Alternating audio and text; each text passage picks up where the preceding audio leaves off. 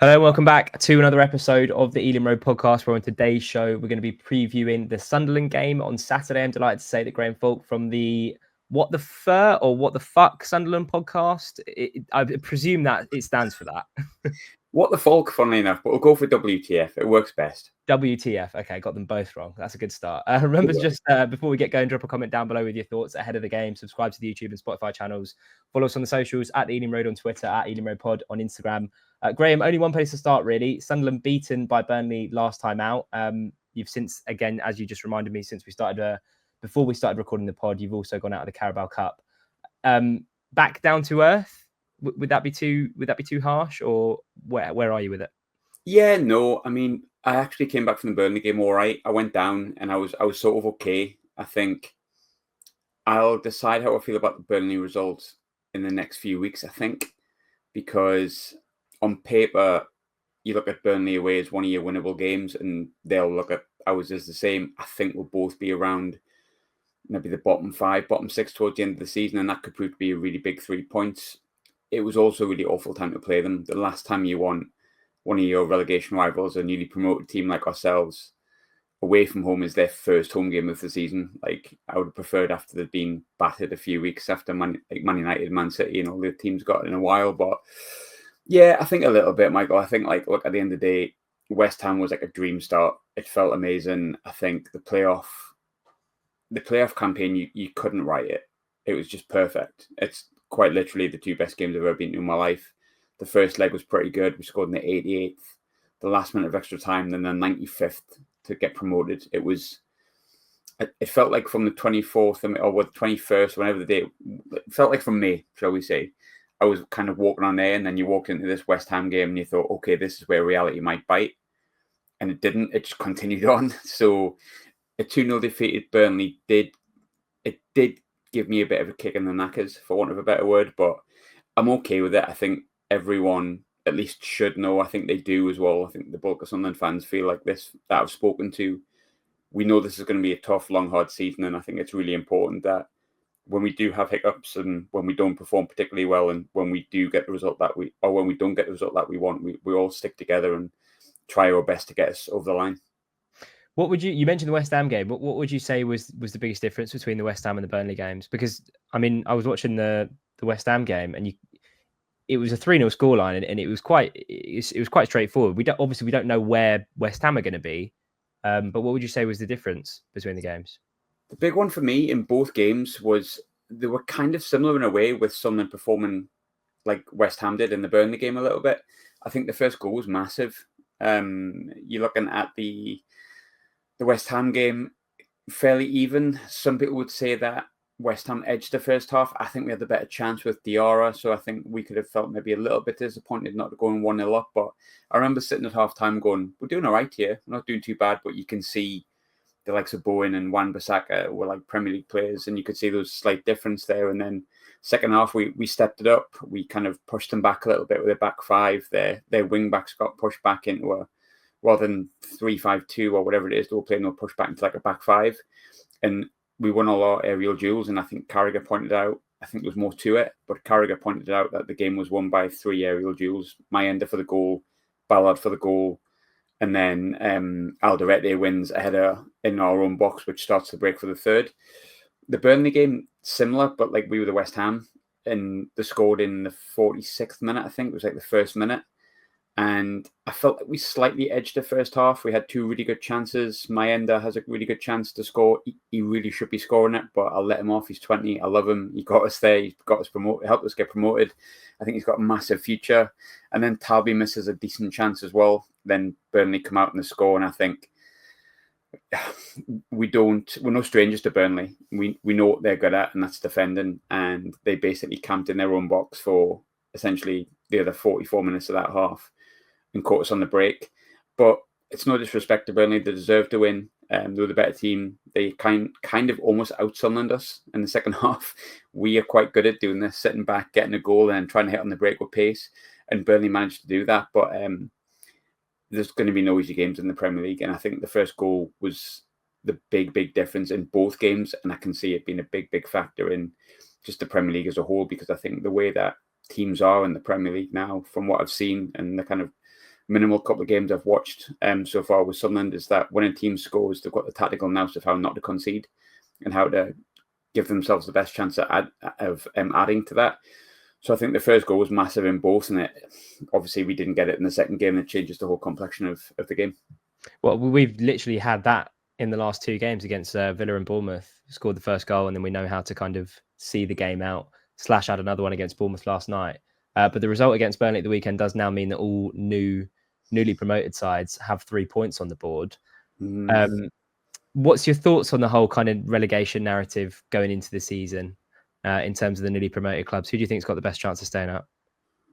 I'll go biased and say Sunderland because I'm biased. That's the only reason I've got. But I mean, coming into the season, I hope Burnley aren't offended by this because they can go 2-0 and stick their two fingers up and go ha ha ha. But like, I'm just gonna have to give my honest opinion on it. I think Sunderland and Leeds are two really big football clubs. I don't think we're not Liverpool, and that kind of size, but we're big enough football clubs to be keeping our heads above water in the Premier League. Or mainly, the point I'm trying to make is attract good players to the football club like Granit Xhaka. Whether that works or not is another thing entirely, because there's loads of caveats. We've brought in a lot of players. It looks really good on paper. Will they gel? Will they all work out? It's probably quite naive to assume they all will. But I felt like Leeds and Burnley were a little bit different to, and this is probably more offensive to Southampton and Leicester and Ipswich fans, I feel we're a little bit bigger than those clubs. And I do feel like in that instance, we might be able to attract bigger, better players. Whether that works out or not, I don't know. We hope it does. I feel Burnley spent a lot of money, but a lot of their players came in were from last season, which I would have said before Saturday's game would be a concern because most of the money's gone on players they've already got. Then they went and beat us. I actually think all three teams have got a decent chance. If I'm completely not honest, I think this might be the season where two of them stay up. I just pray to God it's us. I would love to give you a definitive answer and say, yeah, definitely us. We've signed the best. We're brilliant. But ask me in 6 weeks and see if I'm as chirpy as I am at the moment. I think that's the key. We kind of spoken about it on the pod that we did on your side of things, and you can't really, I don't think, make a judgment until sort of 6, 7, 8 games in, maybe even 10. So definitely want to revisit them. But I do think with the business you've done, and we'll talk about it now. I mean, you mentioned kind of living on a cloud since May, and it must have just continued right through the summer with some of the business that you've done. Diarra, Adingra, Lefay on a permanent, Granit Xhaka's obviously the massive one. How impressed have you been with Sunderland's recruitment this summer? Because it's been, I think everyone has been saying sort of if one of them is going to stay up, or if two of them are going to stay up, one of them should be Sunderland, given the quality of players they brought in.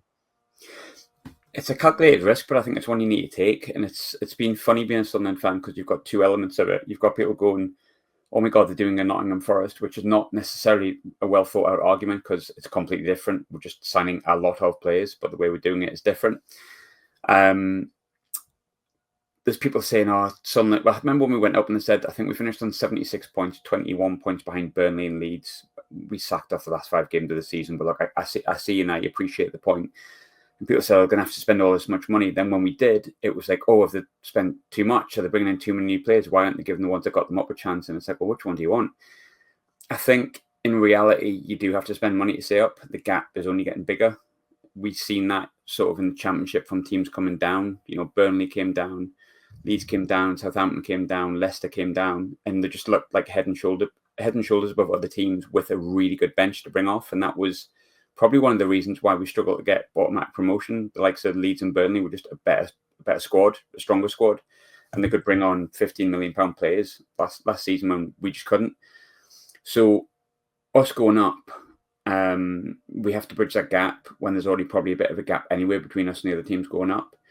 What I'm probably most impressed with is for a lot of the time we've signed younger players under the age of 24 with a resale value, and a lot of them have been good signings, especially the majority of the windows. We had a bit of a shaky time with Beale. That wasn't those 3 windows, not last season, but the season before weren't great. But we fixed it a bit last summer by bringing in a little bit of experience in Alan Brown and Simon Moore into the dressing room. And that definitely helped the experience in the dressing room, even though obviously Simon Moore and Alan Brown didn't probably play as much as they would have liked. So I was hoping they were going to continue doing that this season, but then you go like, who are you going to sign that's got Premier League experience? And everyone goes, Jordan Henderson. That makes total sense. You've got this boy that like grew up in Sunderland, big Sunderland fan, was at the playoff final. That made total sense. Dead disappointed when he went to Brentford. And then Granit Xhaka came in and I thought, okay, so they've had a plan the whole way along. That now makes sense why we didn't sign Henderson. But we've still kept with the young, exciting players. Adingra is a really good signing. Diarra looks really good. He was quiet against Burnley, but against West Ham looked really good. The boy in the middle, Siddiqui, I think is going to end up being my favourite. I think that's just because of the way I like watching football. I like a midfielder that'll snap at the heels and consistent energy and always going at players. Weirdly enough, Enzo's not played very much. He hasn't started the first 2 games, which concerns me a bit because he was the one I was probably most excited by based on what I've seen from him last season. He was forced on the wing a little bit too many times last season because of an injury to Mundle. Then he came into the middle in the playoff campaign and he was involved in like almost every goal. I think every goal actually he was involved in. So you kind of want to see him in the middle for more creativity. It seems that he's gone with Diarra, Xhaka and Siddiqui in the middle for energy and pace and power. So Enzo's a bit of a weird one at the moment. But I think on paper, I don't know whether it'll keep us up. I genuinely don't. But I think it gives us a much better chance of doing so. And I think the way we've purchased players has been quite smart. But the gap is just so big between the Premier League and the Championship. I think we probably had to do that just to give ourselves a chance. And I pray that we can do it because I think if we get over the one season, we can then start to establish ourselves and look at kind of showcasing something for the club that we can be rather than the club we were maybe, I don't know, for the last 10 years. We'll move on to the game on Saturday then. What changes would you like to see against Brentford, if any? And is Dan Ballard now injured or is he back or is he going to be out for the game? There's been no news, but I'll be absolutely shocked if he plays on Saturday. Right. He's going for a scan, which never sounds good. It's like, I'd rather them just say, oh yeah, it was just a bit of cramp, he's fine. But he went up for a header and he's landed and it looked like his calf. Like when it looks like your calf, it could be knee, it could be like thigh, it could be anything. And it was quite innocuous. So I would be really surprised if Dan Ballard is fit for the next few weeks, let alone Saturday. So I would more or less count him out. So he needs to be replaced. Last week we brought on Jensen Seelt, but there's news as we're speaking, just breaking that he's going on loan to Nijmegen. I think that makes sense for him. It seems like a strange one that we would let him go because we're quite short at the back. Lugonayan still injured at the moment. The other centre-halves we brought in, Alderete has played sort of 40 minutes, I think, of the first game of the season and a full 90 last week, but he didn't really have much of a pre-season with Getafe. Not that that's kind of hindered him. He's looked good, but he's obviously not like right up to speed. It's probably going to be the boy we brought in from PSG, I think, who played last night against Huddersfield. He can play on the right-hand side of a back three. He can play at right back, but he also looked relatively decent at centre-back against Huddersfield. But Huddersfield were all right, to be fair to them. Like, they won the game. Clearly, they were quite decent. But he looked like a player that was a step above what he was playing against, which is probably what he should be because he played for PSG. I think he'll come in, which is not a comprehensive surname, but I believe it's Makuele, Nondi Makuele. I think he'll come in. He's obviously got a friendship with Granit Xhaka from being on loan at Leverkusen last season. So fingers crossed he'll come in, kind of fit in seamlessly and fill Dan Ballard's place. But we're linked to quite a few centre-halves at the moment, so that might change after that. But outside of that, I'd like to see Enzo in, but I'm like a big, massive fan of Enzo Lefebvre. I think kind of player you pay money to watch. Yeah, just drifts, low centre of gravity. And I think against Brentford, we're going to need more creativity, than we are going to need energy, pace, and sort of power, I guess. So I would like to see Enzo come in for... If I'm basing it solely on the game against Saturday, it would be Xhaka because he was the worst of the three. But you're not taking Granit Xhaka out because that's ridiculous. Probably for Siddiqui. I'd probably bring Enzo in for that. The rest I'd probably keep the same. And in terms of Le Bris, could you or Le Bris or Le Bris or Le Bris? Le Bris actually. Le Bris. I've always said Le Bris, right. But apparently it's Le Bris. Right, okay. Le Bris. In terms of Regis Le Bris, could you tell us a little bit about the type of manager he is? Because I don't think a lot of Brentford fans would have watched too much of Sunderland. I remember asking you in your pod whether he's the kind of manager that would tweak his system to kind of suit the game, or whether he has like a kind of tactical philosophy that he's adamant on sticking to. We've seen how that can go wrong with some teams that have been promoted to the Prem in the past. But what kind of football does he like to play, and how do you think he'll like to kind of hurt Brentford based on what you've seen from Brentford so far this season? I love him personally. I think he's great. He's been really good for Sunderland. I think his biggest aspect is his ability to stay calm in the goldfish bowl out of Sunderland. It's really easy to get overawed by it. It's really easy to get to feel pressurized by it. I feel pressurized by it as a fan and someone who does podcasts, so God knows how the manager feels. You know what I mean? But I think Regis, more often than not, will sit back. I think that's when we look best, but it's like, it's a risky game, isn't it? It's like you're sitting back, but like I'm not going to question him because almost every time he's done it, it's worked. Against Coventry, there was a lot of chat about how Coventry were really, really good. But basically, Coventry just kept the ball, pumped the ball in the box, and Dan Ballard went, cheers very much. I think he made 20 clearances in the first leg with his head, which is ridiculous when you really think about it. And he allowed us to soak up the pressure. And then our boys up front, be it, pardon me, be it Wilson, be it Eliza Mayenda, they have pace, Adingra, pace, power, strength. I think he likes to hit teams, not so much on the break. I think he likes to, when he's sitting back, I feel like it's about keeping your position, making sure that you know what you're doing. Don't give away any easy chances. Know your position. And then when you see an opportunity, break and hurt.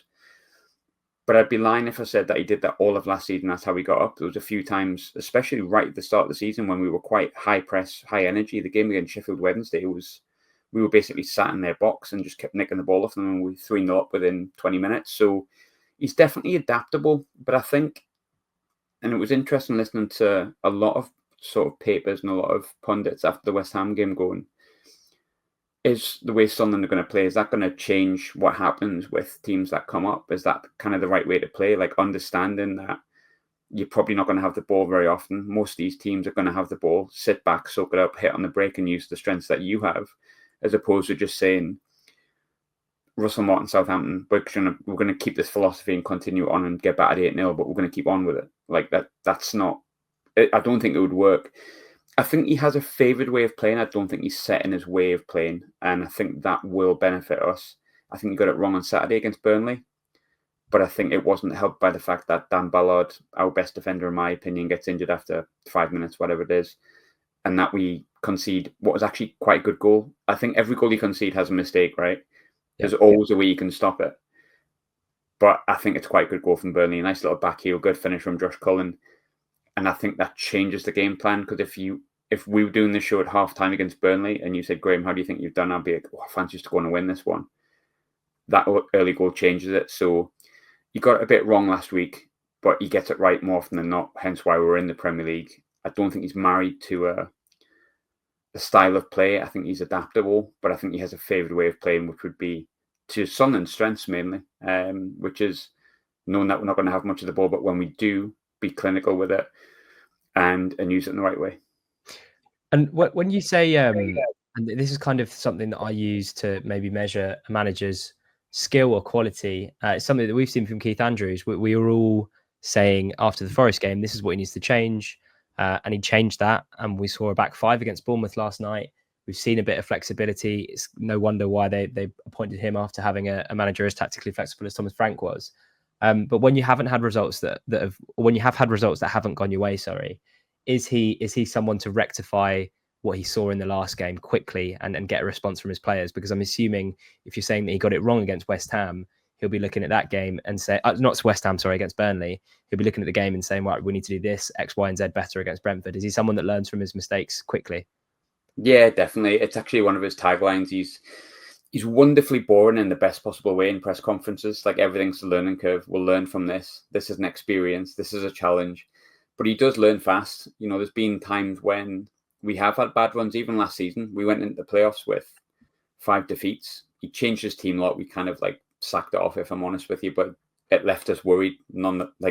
All the same. But he was like, don't worry about it. We'll be ready for the playoffs. But there was points last season where, it was tricky. I think we went, I want to say it was like a 6-game spell where we didn't actually lose many, but we didn't win many. And it took him a bit to change things around. And then suddenly in January, we kind of rocked it with a 4-4-2 out of absolutely nowhere. And I was like, I haven't seen a 4-4-2 for about 10 years. And we had Mayenda and Wilson up top, played with a straightforward 4-4-2, 2 wingers, 2 midfielders. And it worked for us. And, we we battered. Well, we didn't batter them; we beat them 2-1. But we performed really well against Sheffield United on New Year's Day, and at the time, Sheffield United, I think, were either second or top, and were one of the favourites to go up. I don't know what happened to them in the end. Apparently, I think they lost, maybe in the playoff final. Who knows? Sorry, Sheffield United fans, but he then changed that when it was clear that the 4-4-2 wasn't working. He needed the strength in midfield again. So I think he is, like I say, he's tactically able to change things up. He actually did it last night. We started with a 4-4-2. There was a lot of players not in position. Patrick Roberts was on the left. He's left-footed, but he's an inverted right winger. I've never seen him play on the left outside of like 20 minutes here or there. We went with a back four. We had a left back, a centre back. We had a young central midfielder at left back. It was all a bit gobbledygook, if I'm honest with you. And Huddersfield were deservedly in the lead at half time. He changed at half time, put 3 in the midfield, and to be honest, we probably should have won based on the possession and the chances we had second half. Okay, that's against Huddersfield, but I think the big thing is he noticed it wasn't working, and even in the Carabao Cup game, he was able to change it. So yeah, I think he is, but I think at the same time, to be fair to him, there'll be instances where he hasn't learned as much as you wanted him to, or that he's been a bit slow in learning the process that would change the outcome of a game. But he's only in his 3rd year of management or 4th year of management, so he's still quite a young coach. I think in the Premier League, he's going to be learning on the job, much like the fans are, much like the team is. I don't think we have basically any Premier League experience outside of the new signings. Like Jacques Aradinger and stuff who come in will help, but there's a lot of players in there with no Premier League experience, so it's not always going to be easy, but I do have a lot of trust that Regis will learn from stuff. I think he'll have analysed Brentford a lot. Whether that's enough to beat you or not, I don't know. But I think he'll have looked at Brentford, and one big thing I can give you is that he'll 100% respect you. And I think that's a really important thing. Because I think respective teams, regardless of who they are, regardless of what stature they are, whether they're a Huddersfield, a Brentford, or a Liverpool, I think knowing what your opponent can do and how they can hurt you naturally stops you from being hurt by them as best as possible. And then you concentrate on what you can do to hurt them. But I hope so. But I just, every game's so tough. And there's so much pressure on every game. And I think if Brentford beat us, you suddenly start going, oh God. And if you win, you start going, oh, what's all this relegation worry about? Keith Andrews is fine. And then if we beat you, you go, oh God, maybe Keith Andrews isn't that great. And we go, oh my God, we're going into Europe.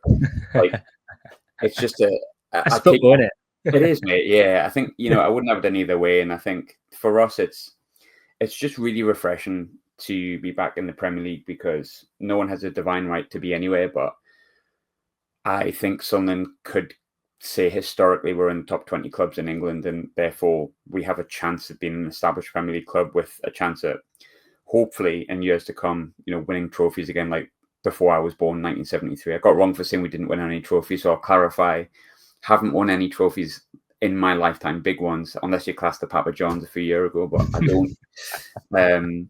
I would like to see us establish ourselves, kick on, and then, start to see if we can punch at kind of what our weight is. But at the moment, I'm still in that kind of bubble of, oh, we're in the Premier League. I feel like Brentford's going to make me decide whether I'm still in that bubble or if I'm in the, oh God, this is going to be awful. Tough, I think, mate. You mentioned the shouts around Brentford going into the season. What's been your thoughts on the narrative around Brentford before we wrap? It's a question I ask to everyone I have on the pod. I absolutely understand it. 2 big players not involved. Brain was gone, very good player, brilliant in Fantasy Premier League. Always get your goals, always get your points. Wissa is obviously a good player, or at least he had a good season. I would like you to rinse the club that's interested in him for as much as you like. They have a lot of money. I would ask them for 70, let alone 60. I think when it comes to the narrative around Brentford, I think what people are probably forgetting is the fact that Brentford have been punched above their weight, quote unquote, for quite a while. And that's based around the fact that they have a recruitment model. And it's something that we've started using the past few years, where we have a model, a plan of what we want to do. I understand people saying Keith Andrews is not a great appointment because he was a set piece coach even, and he wasn't all that good on the EFL shows when he was kind of doing his punditry. So I was like, okay. But with the way Brentford is set up, you can lose big players and replace them with the next hero. It feels like Brentford can have a bit of a conveyor belt of heroes, and you can bring in a manager internally that keeps on the good work that Thomas Frank's doing. I assume because of the reputation Thomas Frank had, and I think you said it to me on my show, it wasn't that surprising that someone snapped him up, and it was probably beyond time that they did. So I think it's probably quite a smart appointment, and it's maybe not a popular opinion. The problem you've got is, and I've always said this with Brighton, Bournemouth, Brentford, not just because it began with the letter B, but I think when people talk about how Sunderland could do it when we got back up, it was like, let's follow the Brentford, Brighton, Bournemouth one. We need to kind of do that. And ideally, that's exactly what you want to do. But my worry with each of those clubs is there'll always be one season when you lose too many stars and their replacements aren't good enough to fill the boots. That would be my only concern, is that could this be the season where your new signings don't replace Bremo, don't replace Wissa?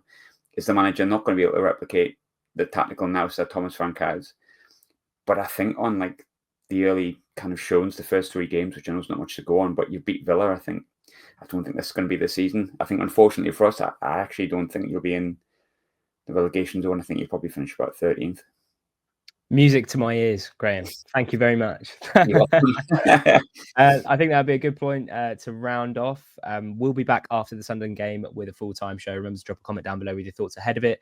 Subscribe to the YouTube and Spotify channels. Follow us on the socials at the Ealing Road on Twitter, at Ealing Road Pod on Instagram. Graham, good luck for the rest of the season post-Saturday. Have a good time there. Cheers, mate. You too.